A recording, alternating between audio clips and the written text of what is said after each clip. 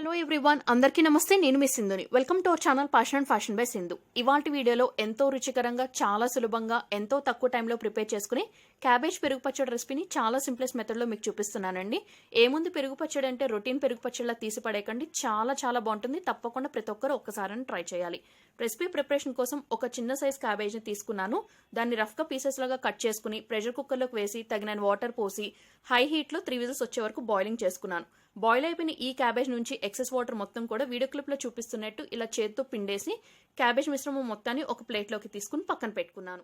Cabbage use చేసి prepare చేసిన మరికొన్ని రెసిపీస్ తాలూకా లింక్స్ అనేవి నేను పైన ఐకార్డ్స్లో షేర్ చేస్తాను. కుదిరితే ఆ రెసిపీస్ కూడా ఒకసారి చెక్ చేయండి. ఇప్పుడు స్టవ్ మీద ఒక పాన్ పెట్టుకున్నాను. ఇందులోకి 1 టేబుల్ స్పూన్ వరకు ఆయిల్ వేసుకున్నాను. ఆయిల్ హీట్ అయిన తర్వాత జీలకర్ర, ఆవాలు, పచ్చిశనగపప్పు, మినప్పప్పు అన్ని ఒక్కొక్క టీ స్పూన్ చొప్పున వేసుకున్నాను. పోపు కేవలం లో హీట్లోనే బాగా ఫ్రైయింగ్ చేసుకోవాలి. పోపు ఫ్రై అవుతున్నప్పుడే ఇందులోకి ఒక 1/2 టీ స్పూన్ పసుపు కూడా వేసుకోవాలి. పార్ట్ ఏంటి రెసిపీ ప్రిపరేషన్లో అంటే ఇందులో మనం అల్లం, వెల్లుల్లి, ఉల్లిపాయ అనేది అస్సలు యూజ్ చేయమండి. సో ఈ రెసిపీని మీరు ఎప్పుడు కావాలంటే అప్పుడు ఇన్స్టెంట్గా చాలా తక్కువ టైంలో ప్రిపేర్ చేసుకోవచ్చు. మన దగ్గర ఉడికించిన క్యాబేజ్ కనుక రెడీగా ఉంటే ఈ పెరుగు పచ్చడి ప్రిపేర్ చేయడానికి హార్డ్లీ 10 మినిట్స్ లోపే రెడీ అయిపోతుంది. సో పోపు ఫ్రై అవుతున్నప్పుడే ఇందులోకి ఒక 3 ఎండుమిర్చిని ఇలా తుంచుకుని వేసుకోండి. అలాగే ఒక రెమ్మ కరివేపాకు వేసుకుని 2 పచ్చిమిర్చిని ఇలా పొడుగ్గా చీలికలుగా ముక్కలుగా కట్ చేసుకున్నా కూడా వేసుకోండి. పోపు మొత్తం బాగా ఫ్రై అయిపోయిన తర్వాత మాత్రమే మనం క్యాబేజ్ మిశ్రమం అనేది వేయాలి. చెప్పిన ఇంగ్రీడియంట్స్ అండ్ మెజర్మెంట్స్ అన్నీ కూడా ఒక చిన్న సైజ్ క్యాబేజ్తో ప్రిపేర్ చేసే రెసిపీకి సరిపోయేంత చూపిస్తున్నానండి. మీరు క్యాబేజ్ క్వాంటిటీ పెంచుకున్నా తగ్గించుకున్నా నేను చూపించబోయే క్వాంటిటీ అన్నీ కూడా పెంచుకోవటం తగ్గించుకోవటం అనేది దానికి అకార్డింగ్లీ చేయండి. అలాగే వీడియో స్కిప్ చేయకుండా చివరి వరకు చూసి రెసిపీ నచ్చితే మీరు ట్రై చేసి మీ ఫీడ్బ్యాక్ని నా కమెంట్ సెక్షన్లో తప్పకుండా షేర్ చేసుకోండి. అలాగే వీడియో హెల్ప్ఫుల్ యూస్ఫుల్ అవుతుంది అనిపిస్తే ఫ్రెండ్స్ అండ్ రిలేటివ్స్ కూడా ఈ వీడియో లింక్ ఫార్వర్డ్ చేయండి.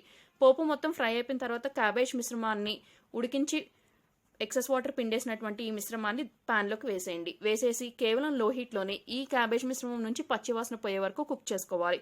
ఆల్రెడీ మనం క్యాబేజ్ని ఉడికించుకున్నాం కాబట్టి ఈ ఫ్రైయింగ్ ప్రాసెస్ అనేది హార్డ్లీ ఒక 4 to 5 మినిట్స్లో కంప్లీట్ అయిపోతుంది. వన్స్ క్యాబేజ్ మిశ్రమం కంప్లీట్గా కుక్ అయిపోయింది అని అనుకున్న తర్వాత ఫ్లేమ్ అనేది టర్న్ ఆఫ్ చేసి అప్పుడు మాత్రమే ఇందులోకి 1.5 కప్పుల వరకు చిక్కగా ఫ్రెష్గా ఉన్నటువంటి పెరుగు అనేది యాడ్ చేసుకోవాలి. మీరు పెరుగు పచ్చడి కన్సిస్టెన్సీ తినడానికి ఇష్టపడే దాన్ని బట్టి పెరుగు క్వాంటిటీ అనేది మరికొంచెం పెంచుకోవచ్చు లేదా తగ్గించుకోవచ్చు. సో పెరుగు మిశ్రమం వేసిన తర్వాత ఒకసారి బాగా కలుపుకోండి. పెరుగు పచ్చడి కన్సిస్టెన్సీ అడ్జస్ట్ చేసుకోవడానికి ఓన్లీ పెరుగు మాత్రమే యూజ్ చేయండి. వాటర్ అనేది అస్సలు యూజ్ చేయదు. ఈ రెసిపీ ప్రిపరేషన్లో టేస్ట్ మొత్తం మారిపోతుంది. సో రుచికి సరిపడా ఉప్పు కూడా వేసుకుని బాగా సన్నగా తరిగి పెట్టుకున్నటువంటి కొత్తిమీర ఆకుల్ని ఒక 1 టేబుల్ స్పూన్ వరకు వేసుకుని బాగా కలుపుకుని ఈ రెసిపీని మీకు నచ్చిన రైస్, రోటీ దేంతో సర్వ్ చేసుకున్నా చాలా బాగుంటుంది.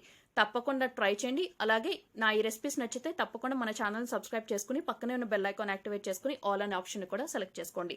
Thank you all very much for watching my video.